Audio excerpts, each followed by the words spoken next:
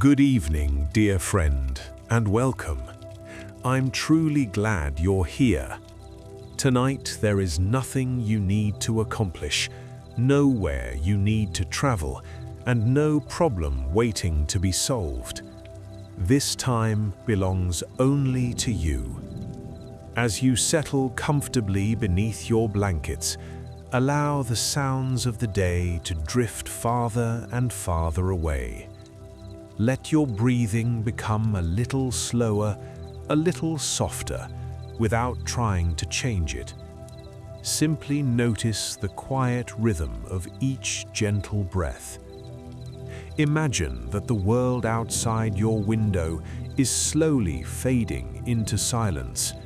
The busy streets, the glowing lights, and every unfinished thought are becoming distant, like tiny stars disappearing behind gentle clouds. Now, in your imagination, travel back many centuries to a forgotten kingdom nestled among rolling hills and ancient forests. Winter has wrapped the countryside in its quiet embrace. Cold rain falls steadily across wide fields, winding rivers, and moss-covered stone bridges. High above the valley stands Ravenhold Castle, its weathered towers rising through drifting mist. Warm golden light glows from narrow windows, promising shelter from the cold night beyond. Inside those thick stone walls, enormous fireplaces burn with seasoned oak. Their soft crackling fills long corridors where colorful tapestries gently sway whenever a cool breeze slips beneath an old wooden door. Beeswax candles flicker calmly along the passageways, casting warm pools of amber light across polished stone floors. Every room feels wonderfully peaceful. The kitchens smell of fresh bread, cinnamon, rosemary, and slow-cooking broth. Somewhere deeper within the castle, a stable horse quietly shifts its weight on clean straw. A sleepy cat curls beside the bakery oven, completely undisturbed by the rain tapping softly on the rooftops overhead. This castle has stood for generations. It has welcomed kings, queens, travelers, musicians, and faithful servants. Tonight, however, it welcomes only one quiet visitor: you. As your imagination wanders through the castle gates, notice how safe everything feels. The heavy oak doors close gently behind you, leaving the cold wind outside. Here there is only warmth, flickering firelight, and the comforting rhythm of rain upon ancient stone. Far above, in the tallest circular tower, rests Queen Elinor, the wise and gentle ruler of Ravenhold. Unlike the grand legends told by wandering minstrels, her days are not filled with endless battles or dramatic adventures. Instead, she treasures the small comforts of winter. The glow of a fire, the laughter of familiar faces, handwritten letters, warm meals, and peaceful evenings while storms pass safely beyond the castle walls. Tonight, you will quietly accompany her through one ordinary winter day. No great danger waits beyond the next doorway, no hurried journey calls, only simple moments, gentle conversations, glowing fireplaces, and the comforting sound of rain falling across an ancient kingdom, preparing for another peaceful night. So, settle a little deeper into your pillow, allow your shoulders to soften, let your jaw relax.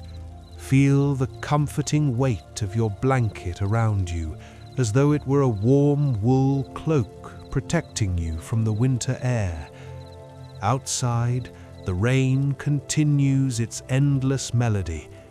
Inside Ravenhold Castle, every fire burns steadily, and as the first quiet hours before dawn slowly approach, our peaceful journey into this medieval world is ready to begin. The castle was still wrapped in darkness when the first servant quietly entered the upper tower. Her name was Clara, and every morning before the chapel bell announced the beginning of the day, she climbed the narrow spiral staircase, carrying nothing more than a bundle of seasoned oak and a small iron poker. She knew each step by memory. Even in near darkness, her feet found every worn stone without hesitation. She reached the great bedchamber at the very top of Ravenhold Castle and gently pushed open the heavy wooden door. The room was silent. Only the faint glow of sleeping embers rested inside the enormous stone fireplace. They hid beneath a blanket of soft grey ash, waiting patiently for someone to wake them. Kneeling beside the hearth, Clara carefully stirred the embers until tiny sparks appeared, like scattered stars. She laid 2 dry oak logs across the glowing coals and waited.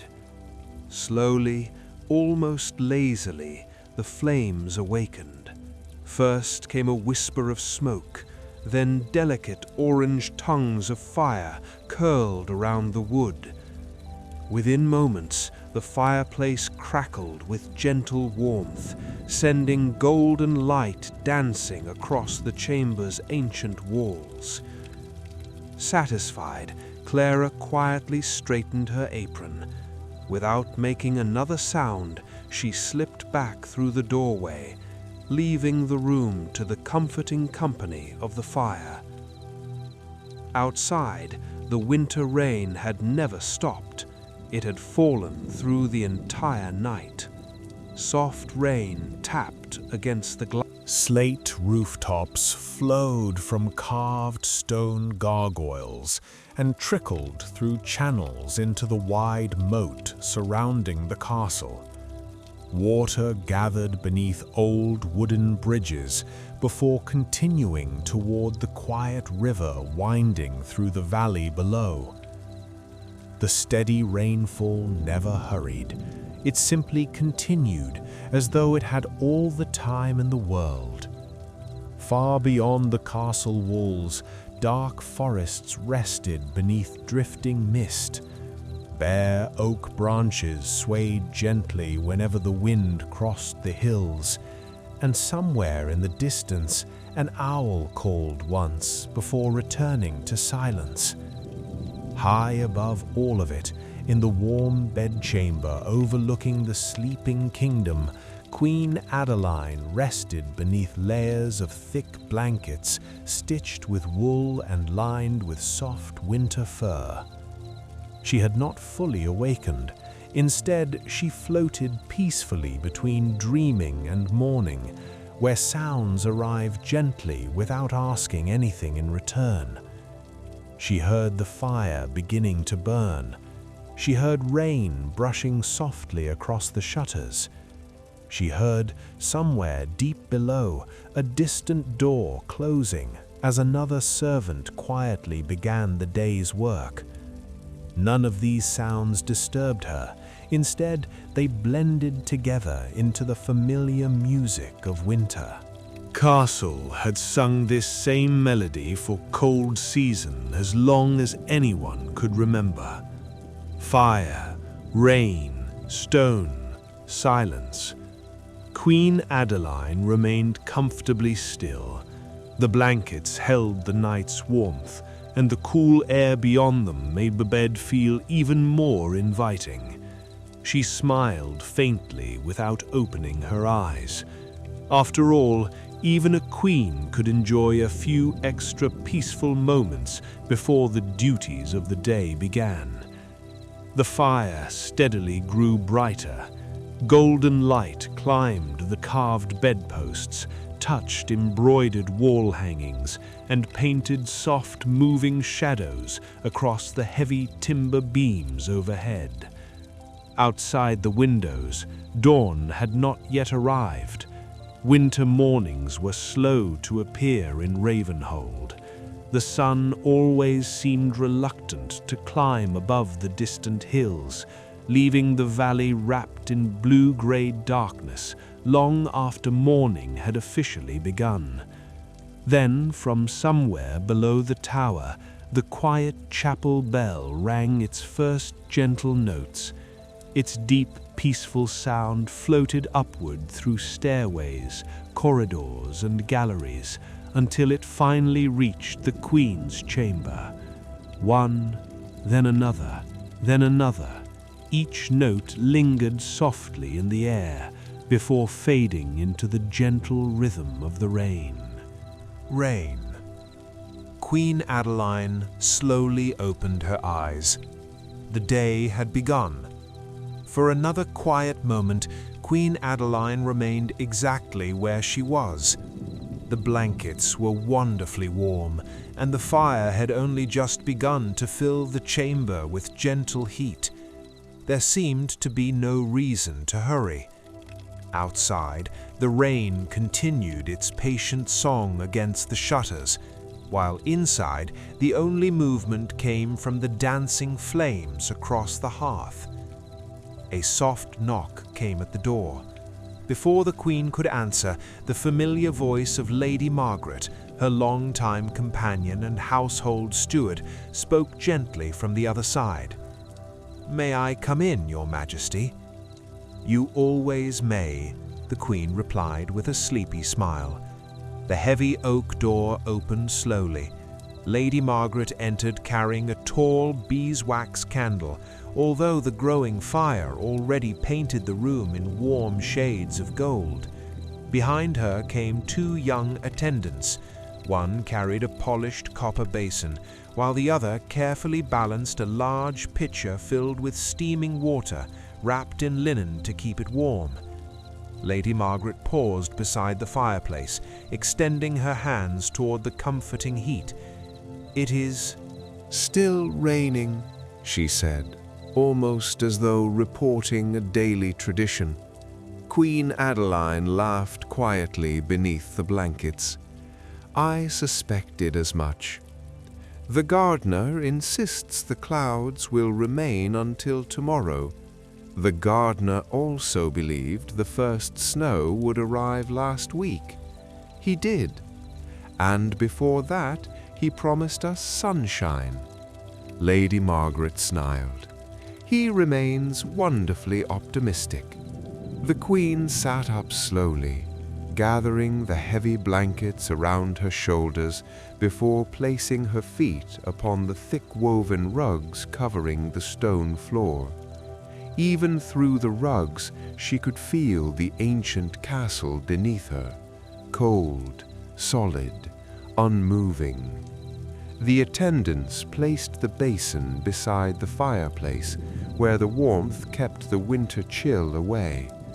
Steam drifted upward from the water in slow white ribbons. A pleasant fragrance of rosemary and lavender filled the air as a few dried herbs floated gently across the surface. Queen Adeline washed her hands and face without rushing. The warm water felt comforting after the cool air of the chamber, and tiny drops caught the firelight before disappearing into the linen towel waiting beside the basin.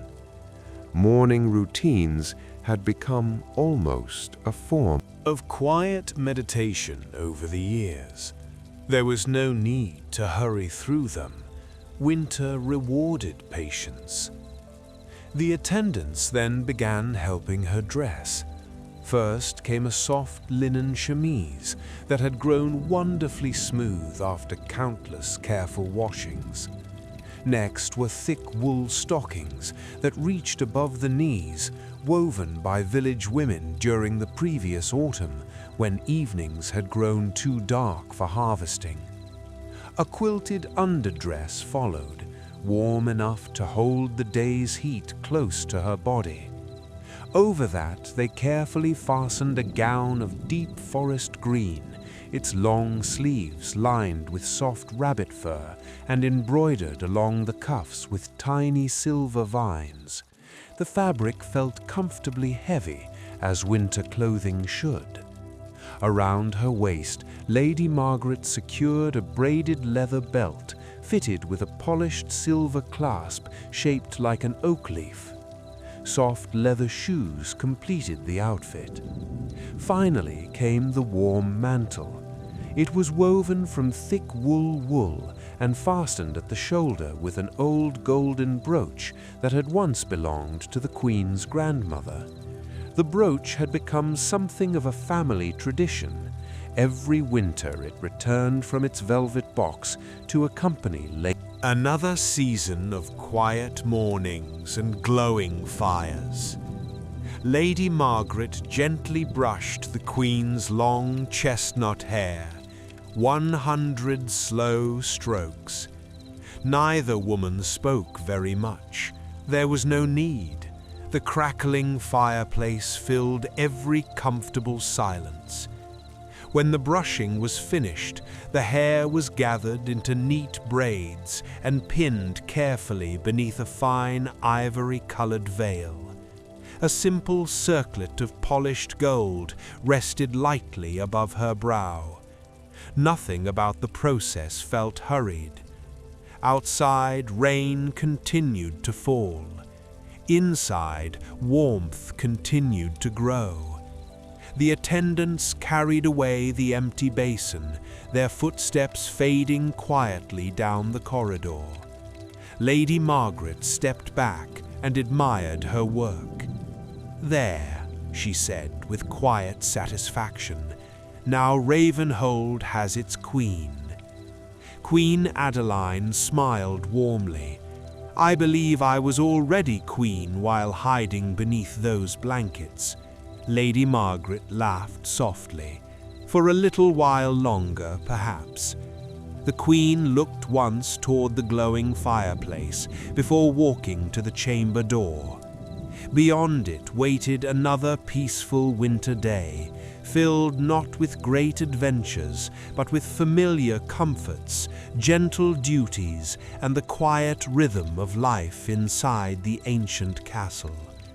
Together the two women stepped into the softly lit corridor, where the scent of oak smoke drifted through the cool morning air, and somewhere below, the castle was slowly waking, one room at a time.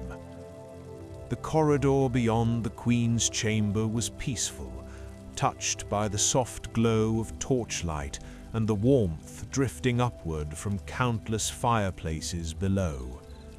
Thick stone walls held the night's chill, while woven tapestries softened the echoes of every careful footstep. Queen Adeline and Lady Margaret walked side by side without speaking. There was no hurry. Morning always unfolded slowly within Ravenhold Castle. They crossed a long gallery where narrow windows overlooked the inner courtyard. Outside, rain shimmered across the rooftops and splashed gently into stone gutters before disappearing toward the moat. The sky remained a deep grey, and the first hint of daylight was only beginning to brighten the eastern horizon. A cool breeze slipped through tiny gaps in the wooden shutters, causing the embroidered wall hangings to stir almost imperceptibly. The scent of oak smoke lingered everywhere. It mixed with warm beeswax, damp stone, and the faint aroma of fresh bread rising from the bakehouse far below. To the Queen, it was the unmistakable fragrance of winter. They descended the spiral staircase carefully, Iron brackets along the walls held burning torches whose flames leaned gently whenever a draught wandered through the ancient passageways. Their golden light danced across centuries-old stone, worn smooth by generations of footsteps. At the foot of the stairs stood the castle chapel. It was the oldest part of Ravenhold, built long before the great halls and towers that now surrounded it. Its thick walls sheltered a quiet stillness unlike anywhere else in the castle. Rows of beeswax candles glowed before the small stone altar. Their flames stood perfectly steady in the calm air. Rain traced delicate silver lines down the narrow leaded windows, blurring the winter landscape beyond. Members of the household gathered quietly inside. Servants, guards, stewards, craftsmen, everyone greeted the morning in peaceful silence. Father Benedict, whose gentle voice had welcomed countless dawns over many decades, began the morning prayers. His words rose and fell with an unhurried rhythm, calm and familiar, like a quiet stream flowing through an ancient forest. Queen Adeline folded her hands within the sleeves of her mantle. She listened without effort. The prayers required nothing from her except stillness. For a few precious moments, there were no decisions to make, no letters to answer, and no matters of the kingdom demanding attention. There was only warmth, soft candlelight, and the comforting sound of rain beyond the stone walls. Somewhere far away across the valley, a low rumble of thunder rolled through the clouds. It was distant enough to sound almost gentle. The Queen smiled to herself. The castle gardener had predicted another storm before sunset. Perhaps, she thought, this time he would be correct. When the morning prayers ended, the household quietly dispersed to begin their daily work. Queen Adeline climbed a short staircase leading to her private solar, a comfortable chamber overlooking the inner gardens. If the chapel was the castle's heart, the solar was its warm embrace. A generous fire already burned in the carved stone hearth. Fresh oak logs rested upon glowing embers, filling the room with a deep, welcoming warmth that seemed to live within the walls themselves. The Queen settled into a wooden chair beside a small round table placed close to the fire. Breakfast was simple. Fresh bread, still warm from the ovens, creamy butter made from the castle dairy, golden honey gathered during the previous summer, a bowl of gently stewed apples flavored with cinnamon and cloves. Beside it stood a silver cup filled with warm, spiced cider, fragrant with orange peel and a touch of nutmeg.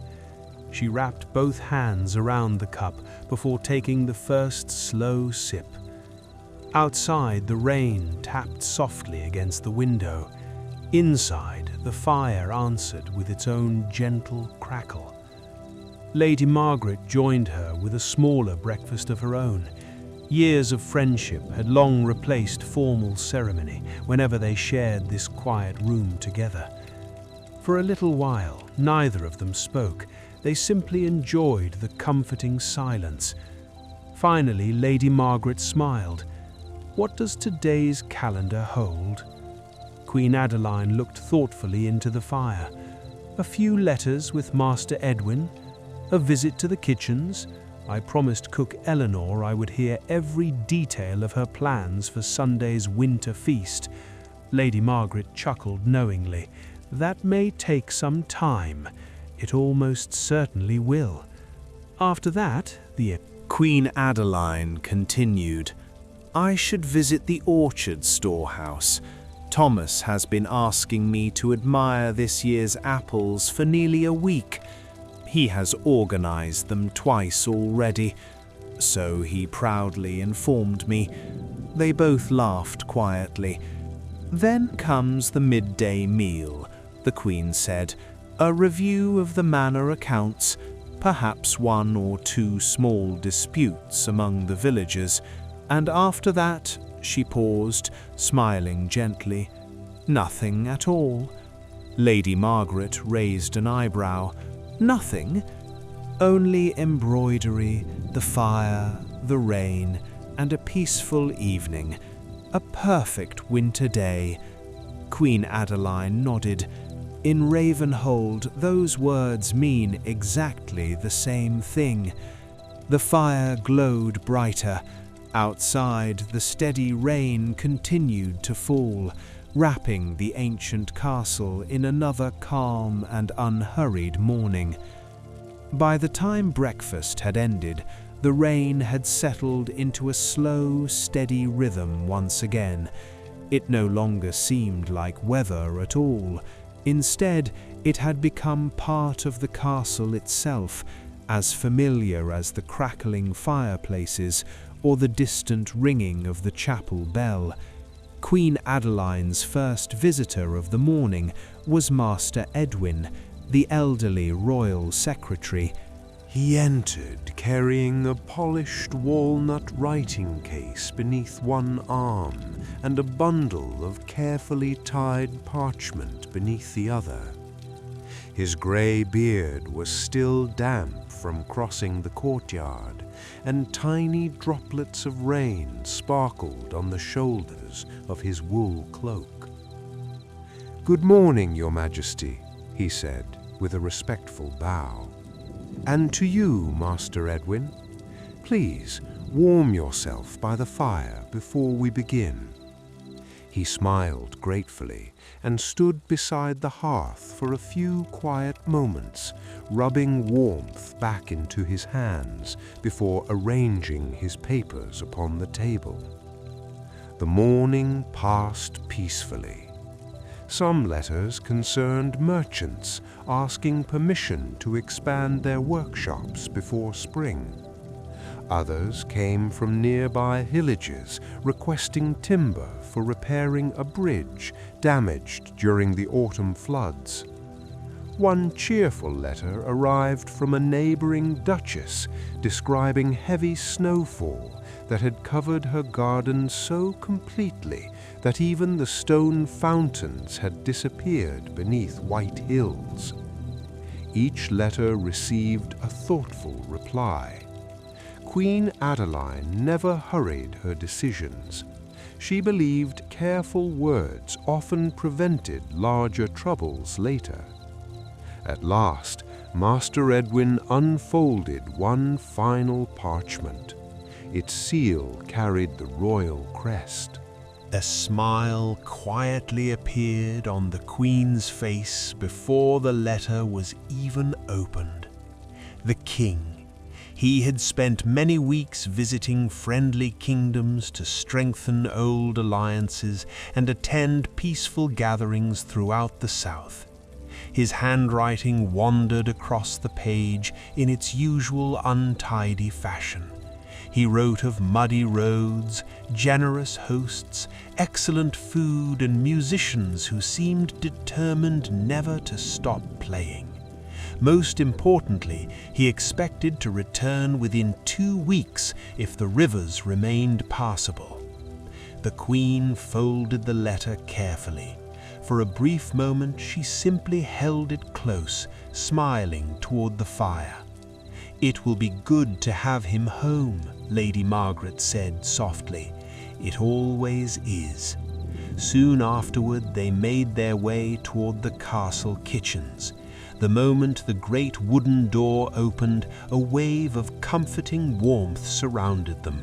Enormous fireplaces blazed at either end of the room, copper pots gently simmered, fresh loaves cooled upon wooden racks, bundles of herbs hung drying from dark ceiling beams. Cook Elinor welcomed the Queen with flour upon her apron and laughter in her voice. Without asking, she placed a warm mug of spiced pear cider into the Queen's hands. Then she happily explained every detail of the coming winter feast. There would be creamy vegetable soup, roasted root vegetables brushed with butter, herb-seasoned trout from the castle lake, honey-glazed apples, fresh cheese, warm oat bread, and finally a rich berry tart served beside thick winter cream. The Queen listened with genuine delight. The menu seemed almost as comforting as the fire itself. In one quiet corner, a grey castle cat slept peacefully upon a sack of flour, completely undisturbed by the busy kitchen around it. Leaving the kitchens, Queen Adeline crossed the rain-soaked courtyard beneath a broad wool cloak. Thomas, the castle gardener, waited proudly beside the orchard storehouse. "I've been hoping you would visit," he said. "I know," the Queen answered kindly. "Lady Margaret has reminded me every day." Thomas laughed. Inside the cool wooden storehouse rested hundreds of carefully arranged apples. Each one sat upon its own shelf. Golden apples, deep crimson apples, green winter apples. Their sweet fragrance filled the entire room. Thomas explained which varieties would remain fresh until late spring, which were best for Baking, and which made the finest cider. His quiet pride made the Queen smile. She thanked him sincerely before choosing one bright red apple to carry with her. By midday, the household gathered for a simple meal beside the great hall fireplace. Warm bread, creamy soup, roasted vegetables, soft cheese, stewed pears. Nothing extravagant, just honest food shared in good company. Outside, thunder rolled lazily across the distant hills. Inside, laughter drifted easily between the long wooden tables. The afternoon brought only small responsibilities. A pair of neighboring farmers asked the Queen to settle a disagreement over a fence that wandering sheep seemed determined to ignore. After hearing both sides patiently, she suggested rebuilding the fence together and planting flowering hedges beside it in spring. Both men left smiling. Sometimes kindness solved problems more easily than strict rules. With her duties complete, Queen Adeline finally returned to the warmth of her private solar. A basket of embroidery rested beside her favorite chair. Lady Margaret settled nearby with a book. Bran, the castle's enormous grey hound, stretched across the rug before the fire and sighed the deep, contented sigh known only to very large dogs.